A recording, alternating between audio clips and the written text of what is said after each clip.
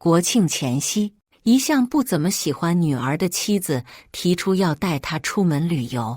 不久，我却得到了女儿失踪的消息。原来，在女儿被海浪卷走时，妻子正忙着和初恋缠绵。妻子哭啼着撇清责任，搬去和初恋一起住。我独自处理好女儿的后事，向她提出离婚。后来，她跪在我面前，哭着求我原谅。我冷眼看着她，这些道歉的话，你应该跪在女儿面前说。大家好，开始今天的分享之前，希望你能给人间烟火点个订阅，我将会分享更多优质的内容。贺词：朵朵失踪了。听到妻子的话，我的大脑一阵嗡鸣，身上的血液仿佛都在一瞬间凝固。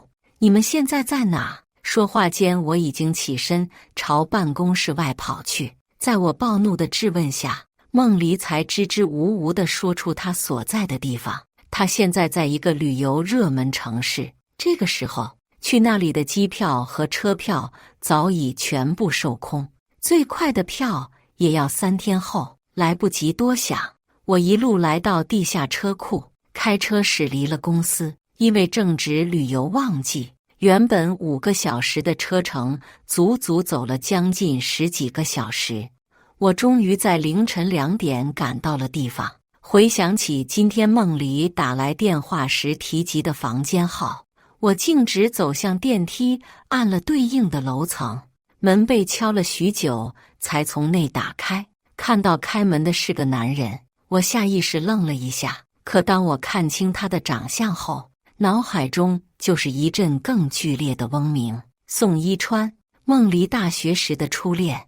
我抬眼确认了一遍门牌号，用力推开还没反应过来的宋一川。走进去时，梦离正迷迷糊糊地坐起身，声音里带着撒娇的语调：一川，怎么了？看着面前几乎一丝不挂的梦离，我用力攥紧拳头，强忍着怒气，头部却像是被击打一样钝痛。我咬着牙问道：梦离，朵朵呢？听到我的声音，梦离猛地一颤，瞬间睁大了眼睛。她手忙脚乱地遮盖住裸露出来的皮肤，声音慌乱地开口：贺词，你怎么这个时候就过来了？我没有心情回答他这个问题。朵朵失踪，我当然要第一时间赶过来。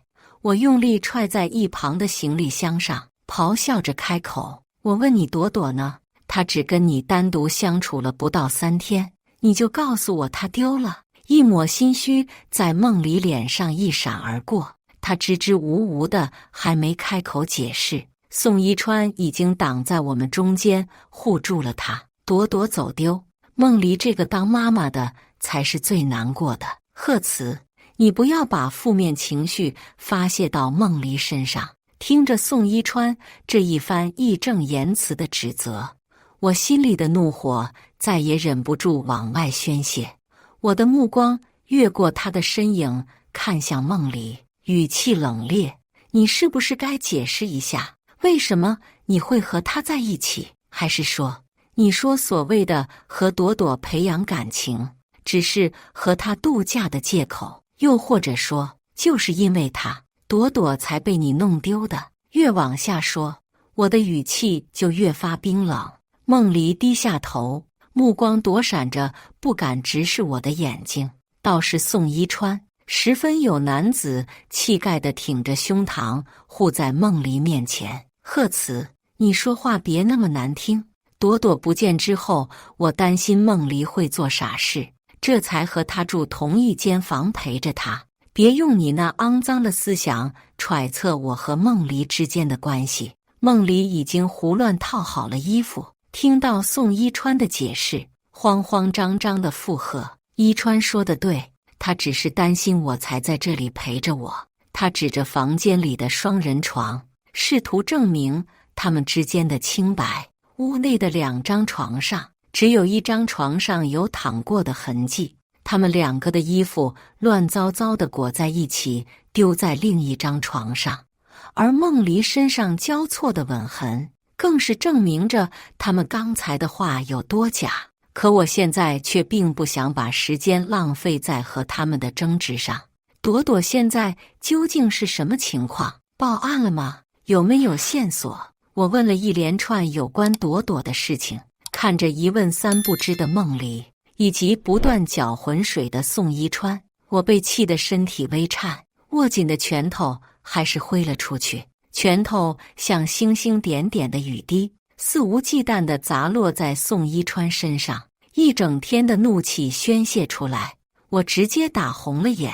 你这个混蛋，我女儿究竟在哪？起先，宋一川还有挣扎的力气，到最后，他就像一条死狗一样，满脸青肿地瘫在了地上。梦离满眼心疼，用尽全力地给了我一巴掌，对着我大吼：我们哪知道他跑哪去了？假期人那么多，他自己乱跑，哪怪得我们？等在外面吃几天苦，他以后就知道不该乱跑了。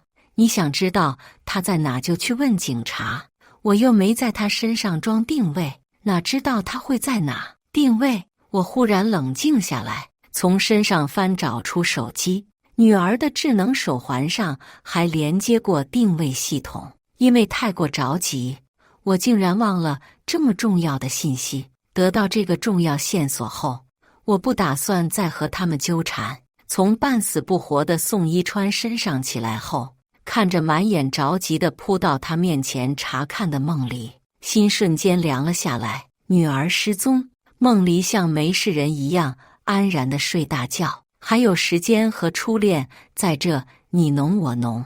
但宋一川受点伤，他就乱了分寸，脚步沉重地转身离开前，我满心失望地停下脚步。梦离，我一直都不明白，世界上怎么会有你这么狠心的妈妈？等找到朵朵回去，我们就离婚吧。没有等梦离的回答，我已经加快脚步离开了酒店。手机上定位显示，朵朵现在正在不远处的海岸景点处。定位的位置让我心里升起一股慌乱。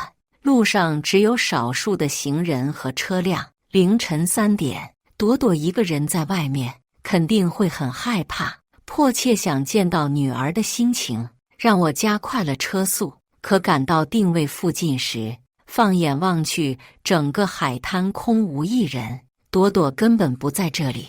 我大声喊着朵朵的名字，回应我的只有海浪的呼啸声。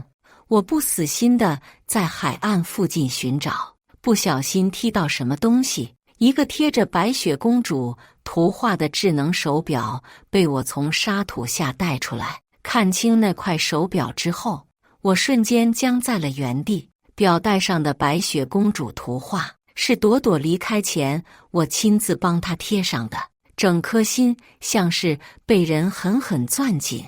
我慌乱地向四周看去，试图能找到朵朵的身影，可是没有。海岸边除了我，再没有另一个人的身影。一个可怕的猜测在我心中浮现，让我不自觉红了眼。我往海里走了几步，冰冷的海水让我清醒过来。我掉头跑回车上，又驱车赶往警察局。赶到警局时，天已经微微亮。我说明自己的身份后，就得到了关于朵朵的调查情况。梦离在发现朵朵不见之后，直到中午才来警局报案。而当时梦离和朵朵所在的海岸边，监控设备损坏，正在维修，因此不能通过监控排查朵朵的去向。可周边监控全部调查一遍，也没有发现朵朵有在其他地方出现过。海边拍照和录视频的人很多，我们现在正尽力联系同一时间在那片地方的游客，争取尽早得到关于你女儿的踪迹。尽管心中很不愿意接受最坏的结果，我还是将在海边找到的手表交给了警察。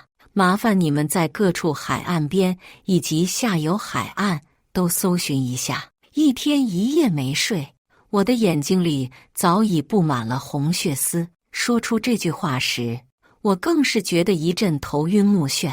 身旁的警察扶了我一把，嘴唇起合，半晌，微微叹了口气之后，才斟酌着开口：“还没到最坏的结果，我们这边会尽快寻找。”我知道这只是安慰之词，重新回到了车上，靠着椅背闭眼休息。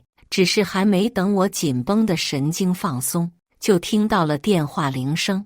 看着来电显示备注的“老婆”2个字，我又想起昨晚看到的一切。现在我只觉得这2个字格外讽刺。电话接通，梦离不耐烦的声音立马传了出来：“你昨晚到底在发什么疯？医生说伊川伤得很严重，我先和他回京市了。你回来之后别忘了跟伊川道歉。”握着手机的手指紧得发白，我心里涌起恨意，咬牙切齿地说道：“朵朵可能已经遭遇不测了，你现在却把心放在一个外人身上。梦离，我真后悔昨晚没一起对你动手。”听到我的话，梦离反而指责起了我：“和你结婚那么多年，你就是这样对我的？贺词，我对你太失望了。什么遭遇不测？你以为我会信吗？”嘴角溢出一丝苦笑，我不再反驳，挂断了电话。宋一川是梦离大学时的初恋，对于孟家来说，婚前梦离可以找任何人谈恋爱，可结婚，宋一川却连门槛都够不到。在孟家眼里，宋一川和梦离门不当户不对，就算是入赘都不配，更何况梦离曾经也没有很坚定地选择宋一川，和宋一川结婚。婚后，孟家会断了梦离的生活费，宋一川根本就满足不了梦离的物欲需求。毕业后，梦离顺从家里的安排，参加了几场相亲。喜欢梦离的我毛遂自荐，在一众选择中脱颖而出，和梦离结了婚。其实高中毕业后不久，我就曾对梦离告白过，我们2家有过生意上的往来。我以为我能近水楼台先得月，就算告白不成，也能让梦离明白我的心意，多一份可能。可梦离眼中从来没有我的位置，就算是现在也一样。结婚这几年，梦离不止一次地说过我活在各种条条框框之中，不像宋一川活得肆意。她怀孕5个月的时候，宋一川重新找上了她。宋一川说不介意她嫁过人，还怀了孩子，想和她重新在一起，给她更幸福的生活。梦离心动了，她想要留掉孩子跟我离婚，可5个多月，孩子已经成型，正规医院都不愿意做这台手术，医院不肯操作。她竟然头脑发热，试图用宋一川出的主意流掉孩子。她从楼梯上滚下来，动了胎气，孩子保住了，但以后再也没了怀孕的机会。宋一川担心被追究，连夜离开了京市。梦离难过了几天，老老实实的养胎，没再说过要离婚的事，也没再联系过宋一川。可我没想到，梦离再一次背叛了我，还弄丢了我们的女儿。我以为努力就会让梦离爱上我，可我却忘了，感情的事根本就和努不努力没有关系。我靠在座椅上闭目养神，心情却一直都无法平静下来。忽然一阵电话铃声吵醒了我，看到是今早留的那个警察的电话，我连忙按了接通。警察说找到了相关线索，等不及继续听。我推开车门，快速跑进了警察局。警察从一个游客那里拿到了视频，视频远景部分拍到了朵朵以及梦离和宋一川。视频里，梦离和宋一川玩的沙滩排球被打飞，宋一川指使朵朵去捡，朵朵犹豫了下，被梦离一巴掌用力拍在后背上，只能去捡球。而梦离和宋一川支走朵朵之后，就背对着海水依偎在一起拍起了照片。在朵朵去捡球的时候，排球被卷过来的浪花卷进了海水之中，他停下来犹豫着要不要继续往前，可回头看了一眼梦离的方向，还是走了过去。在朵朵捡到球想要往回走的时候，一个浪花打过来，将她打翻在海水里。她想要站起来，可接连过来的浪花让她根本就起不了身。朵朵抱紧球，慌乱地大声呼喊，可是没有引起梦离的注意。他们玩的地方比较偏，四周几乎没有什么人。朵朵的呼救没被任何人听到，挣扎的没了力气后，被海水卷着越来越远。短短3分钟不到的视频，却看得我呼吸困难。视频上显示的时间是上午的9点钟，可直到12点，警局才接到梦离的报警电话。梦离，我一拳砸在墙上，指关节破皮流出血来。警察神情严肃地站在一旁，在我发泄之后才开口。现在看来情况有些不太乐观，孩子被冲进海里，我们只能尽力寻找。我悲痛到说不出话来，只能点点头算作回应。拿到视频，行尸走肉一般往外走去，只是还没踏出警察局的门，就被刚才的警察喊住了脚步。贺先生，有人在海边发现孩童尸体，报到了警局。听描述和你女儿年龄差不多，还要麻烦你跟我们一起走一趟。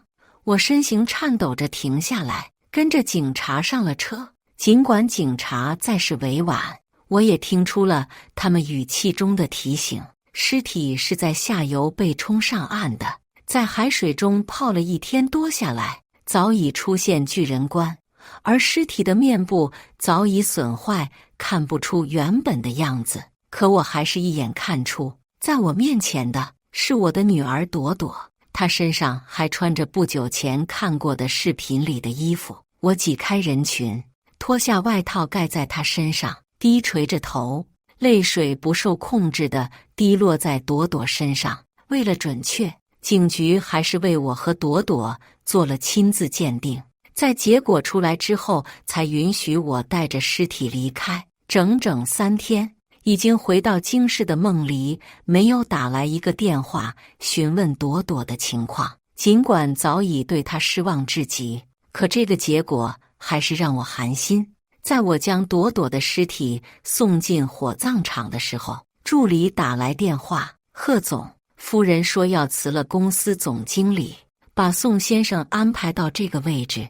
我现在先稳住了总经理，这是要等你回来再处理吗？梦离，宋一川看着面前的火葬场，我的目光变得很厉。不用等我回去，从现在开始，无论是宋一川还是梦离，都不许再进公司一步。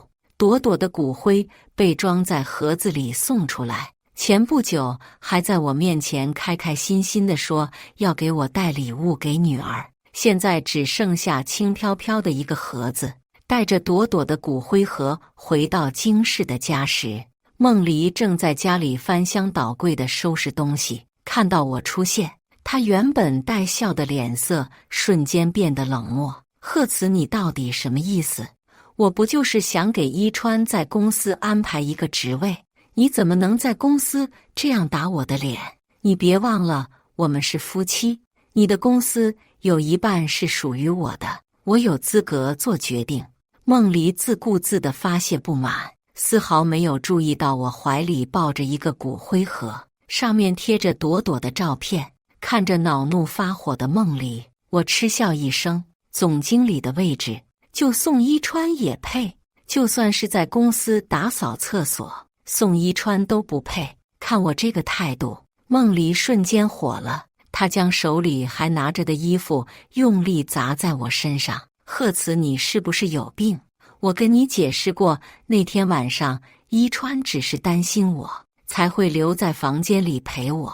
你用得着这样侮辱他吗？我冷笑着走近他，把他逼到退无可退，陪你陪到了床上。梦离，你是觉得别人都是傻子吗？梦离忽然像是被扼住了喉咙一样，想要躲开我，我直接挥手给了他一巴掌。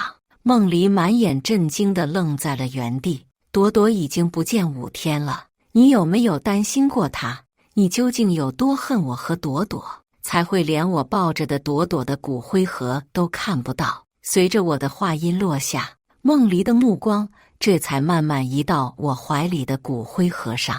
他忽然尖叫起来，用力推在骨灰盒上。好在我护得及时，才没让骨灰盒在他手里受到伤害。我气恼地抬起手，梦离大叫着站在离我更远的地方：“你就是这样爱我的吗？你再敢对我动手，我就跟你离婚。”他总是仗着我爱他有恃无恐。当初为了给自己争取机会，我曾告诉过他，我在很久很久之前就注意到他，想要和他在一起。可现在在看着眼前的梦离，我只觉得自己眼下爱错了人。高高扬起的手臂猛地垂下，我被那股力道带得晃悠了下。你不用拿离婚威胁我，你难道忘了那天晚上我说过的话了吗？等找到朵朵回来，我们就去离婚。梦离震惊地看着我，似乎不相信我真的会这么做。刚好今天有时间，我们现在就可以去办理离婚。呆愣在原地的梦离这才如梦初醒一般回过神，他蹲下身拉上装满了各种生活用品的行李箱，神色慌乱的要离开。朵朵会出事，还不是你总说我们之间母女情淡薄，不然我也不会带她出去。再说是她自己乱跑的，淹死在海里哪能怪得到我？你现在情绪不稳定，我不想跟你多说，等你冷静下来之后我再回来。匆匆忙忙地说完，梦离逃一般离开了。我没有去追，和我离婚，然后顺理成章地和他的初恋再续前缘，这不是梦离一直期望的吗？我坐在沙发上，仔细擦拭着骨灰盒，联系好了目的。屋子里还摆放着朵朵的照片，儿童房的门开着，窗户上挂着的风铃叮当作响。其实梦离刚才说的不错，朵朵的死确实不能只怪他。如果我没有相信梦离说的要带朵朵旅游培养母女感情的鬼话，朵朵也就不会跟他一起出去。如果我能无视朵朵满眼期待的眼神，也可以阻止他们一起出去，我更怪我自己。可梦离的责任一分都不会少，从联系好墓地到朵朵的骨灰下葬，只用了不到3天的时间。朵朵的葬礼，我没有通知梦离以及任何一个孟家人。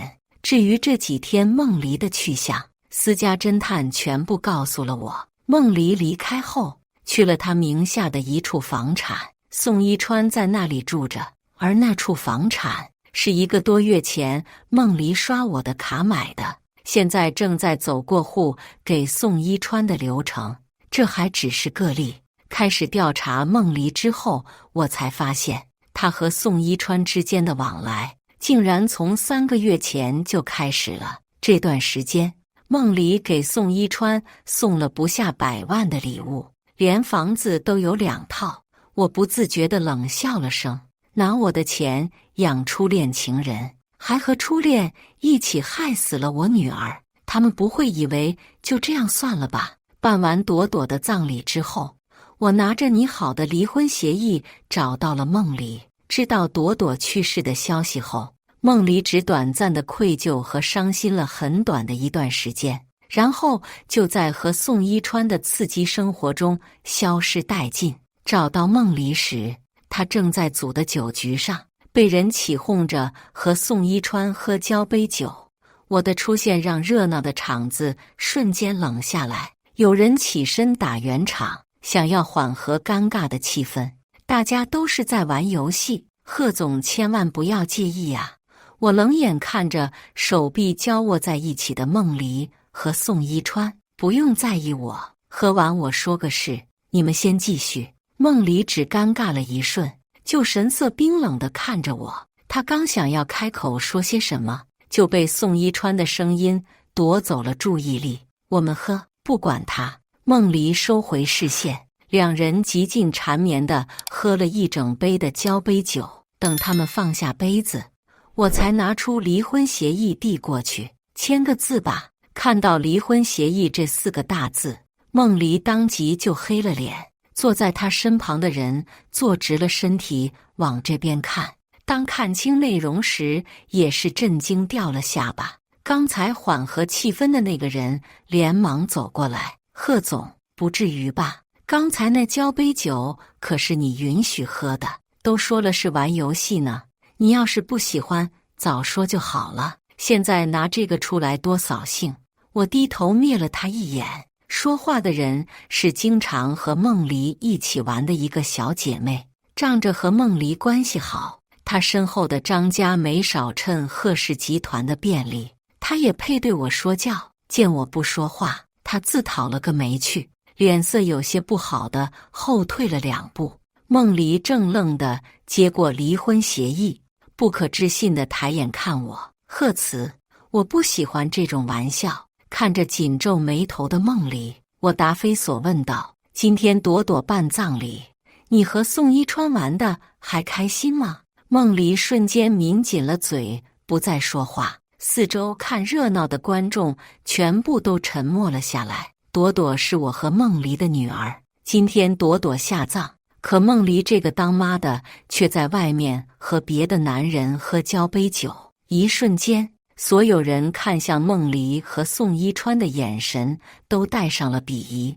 孟离在这种目光下咬牙翻看起离婚协议，而宋一川站在孟离身后，脸色青白交加，半晌才吐出一句话：朵朵去世，孟离也很难过的，但你把他从家里赶出去。他把话说了半截，余光扫向四周，试图找到有人出头，可结果让他失望了。现场异常沉默，以至于他刚才那声似是而非的叹息声格外可笑。安静的包厢内，孟离忽然把离婚协议拍在桌子上，就算离婚，婚内财产也应该平分。你这上面是什么意思？想离婚，除非你净身出户，否则我是不会同意的。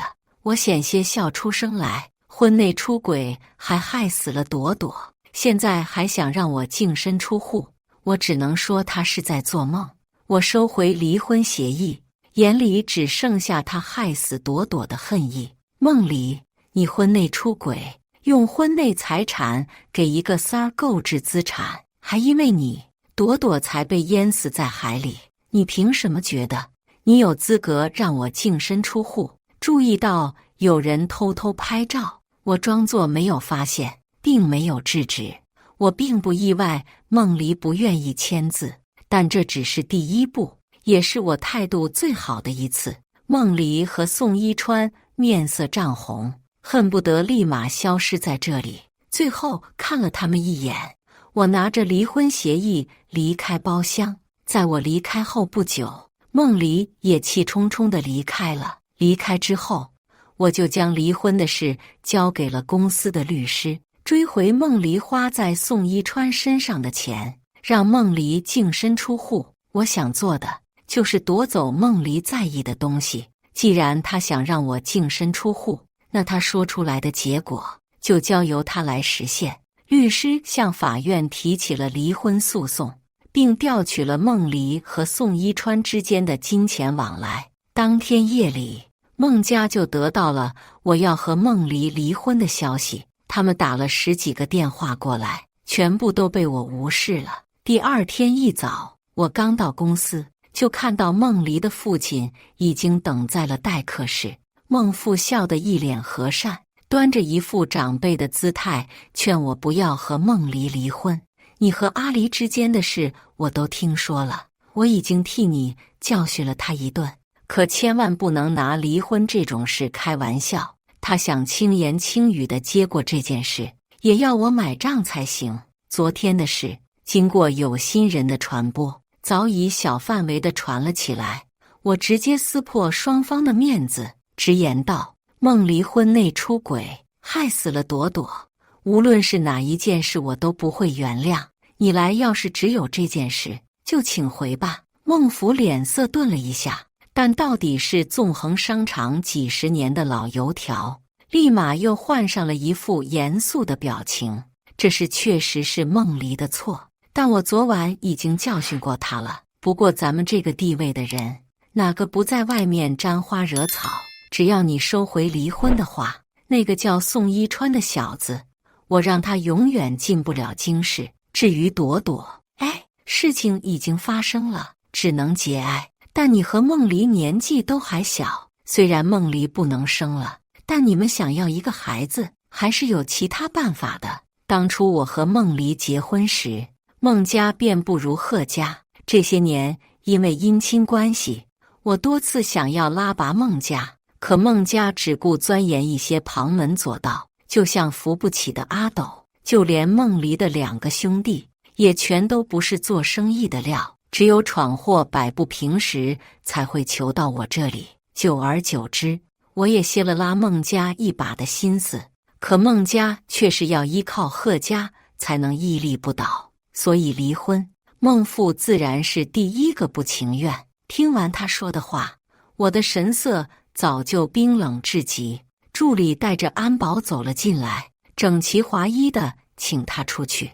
孟府面色僵硬，坐着不愿意动弹。我低头看向他，1天时间让孟离同意离婚，我不会针对除孟离之外的任何人。他开口便想提要求，被我无情打断。孟总应该也不想过来一趟，结果横着出去吧。孟府脸上的肥肉一颤，不情不愿地站起了身，慢腾腾地往外挪去。他转身离开的瞬间，我已经回到了办公室。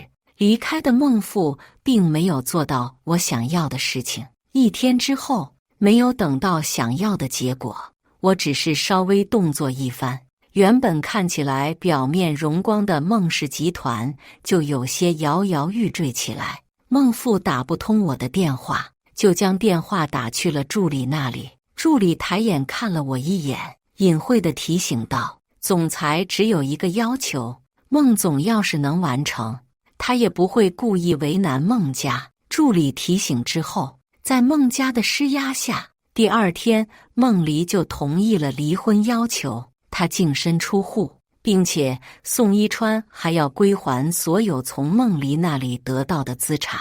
在来之前，孟离显然被警告过，尽管不满，却没有否认什么。在双方配合的情况下，离婚证很快就拿到手。离开民政局，刚拿到手的离婚证就被孟离撕得粉碎。贺词，你别后悔。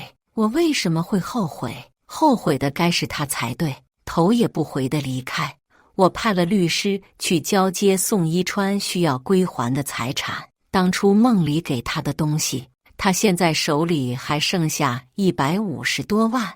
我让律师收回后，直接捐了出去做慈善。一个已经在他名下和一个正在过户中的2户房子也被强制收回。收回的房子卖掉，卖的钱照样捐出去，我全都交给了律师处理。顺利离婚之后，我彻底划清了和孟家以及仗着孟离攀附过来的一些人之间的界限。当初巴结孟离和孟家的人看到这种情况，也全都着急跟他们撇清了关系。孟家一朝从人人追捧，变得所有人都避之不及。我对孟家的事并不关心，可孟离和宋一川却始终在我的掌握之下。刚离婚那段时间，孟离到底还是孟家的人，有孟家的财力支撑，他仍旧过得很是滋润。他和宋一川不顾所有人异样的眼神，在和我离婚后就光明正大的以情侣身份相处。2人甚至商量起了入赘的事，还没等到我动手，他们2个就被孟家赶了出来。大多数人都是捧高踩低的，孟家没了贺家这棵大树可以依靠之后，地位一落千丈。现在更是因为孟离和宋一川被圈子里的人指指点点，还有人将他们的事发到网上，引起了不小的热度。在流言波及到贺氏集团之前，我就让人按下了这件事。可身处流言蜚语中心的孟家却不那么幸运了。在知道孟家底下的产业链生产的都是日用品后，吃瓜群众带动一众消费者抵制孟家的商品，本就快只剩下一个空壳子的孟氏，根本经受不住这样的打击。孟府宣布和孟离断绝父女关系之后，那些拱火的吃瓜群众才消停了些。至于孟父说的和孟离断绝关系，是真的断绝，他摆出了一系列证据，保证不会背地里接近孟离。孟离的银行卡被断掉之后，没了金钱的支撑，没几天就和宋一川频繁发生矛盾。宋一川让孟离去求家里的原谅，孟离本就是个没主意的人，况且他也忍受不了捉襟见肘的生活，当即就回到了孟家求原谅。孟母心软，背着孟父给了他几万块钱，而孟府的要求是让孟离跟宋一川断干净，求我的原谅。私家侦探送过来的消息，我看完后就随手放在了一边。孟离很在乎面子，低头求和的话，他大概率不会做，但我算错了一点，人的性子会改，特别是孟离这段时间受过的所有苦，比前面20多年都要多。孟离找来之前，特意收拾过自己，却遮掩不住眉眼间的疲惫。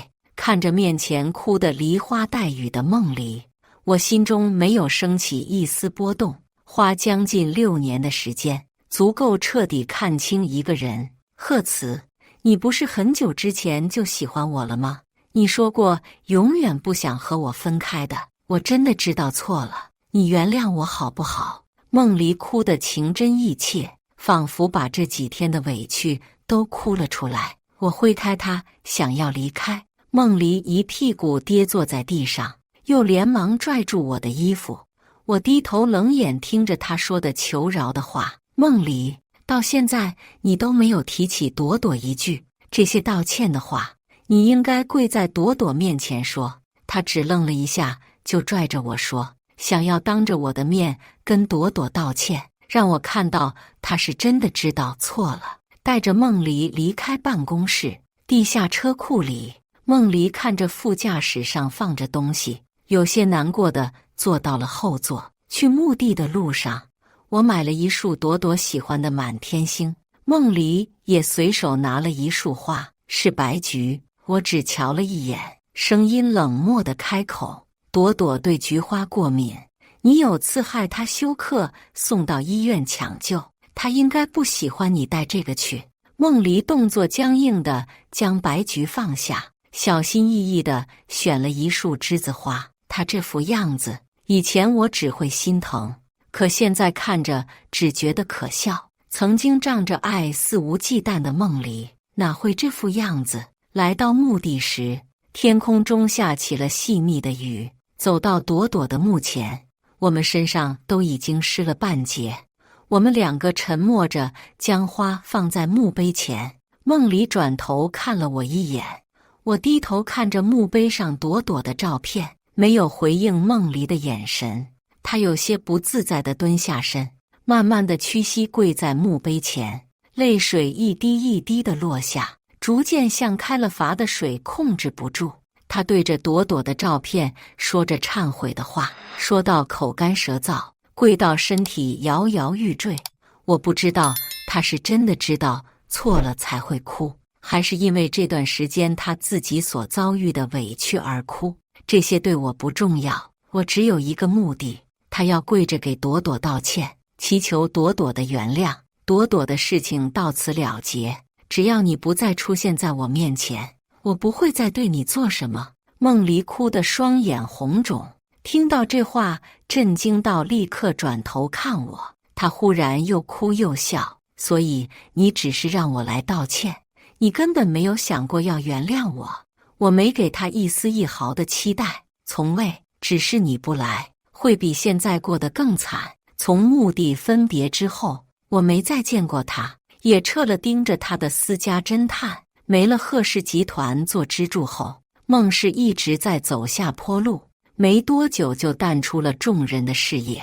他们曾多次求到我面前，发现我根本不会帮忙后，对我破口大骂，甚至还使一些阴损手段想要报复。无一例外，他们都被请到了警察局喝茶。至于孟离，2年之后，我才又听到关于他只言片语的消息。在我这碰壁之后，孟父恨孟离，害得孟家遭受重创，不同意他回家。没多久，孟离就和宋一川离开了京市，去了申市。可孟离和宋一川2个都不是肯吃苦的人，需要付出劳力的工作，他们嫌累；需要脑力的工作，他们嫌工资低。最后，孟离被宋一川带进酒吧卖酒。一次卖酒时，被人故意灌醉，拉进了房。事后，宋一川不仅不为他出头，反而收了钱，主动愿意私了这件事。孟离气恼之下，搬起花瓶砸向了宋一川。宋一川抢救回来之后，全身瘫痪，而他自己因为过失伤人，被判7年有期徒刑。可宋一川身边只有孟离一个亲人，为了维持住院费用，最终孟离被判缓刑，但要承担起宋一川住院的所有费用。孟离没来找过我，或许是没脸来，也或许是知道我不会对他伸以援手。再后来，孟离拔掉了宋一川身上用来维持生命的器具，在医院发现时，宋一川已经没了气息。孟离再次被送进了监狱。听到这些消息，我只觉得恍惚了一瞬，明明还没分开多久，可却好像发生了很多事情。但这是孟离的选择，他应该承担相应的后果。和孟离分开后，我将全副身心都投入到了工作，回报和努力是成正比的。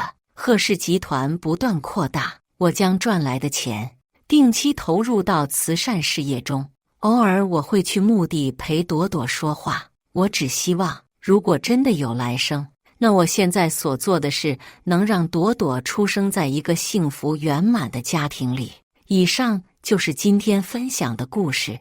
大家有什么想说的、想吐槽的，欢迎在下方评论交流。也更希望能给人间烟火点个订阅，我将会分享更多优质的故事内容。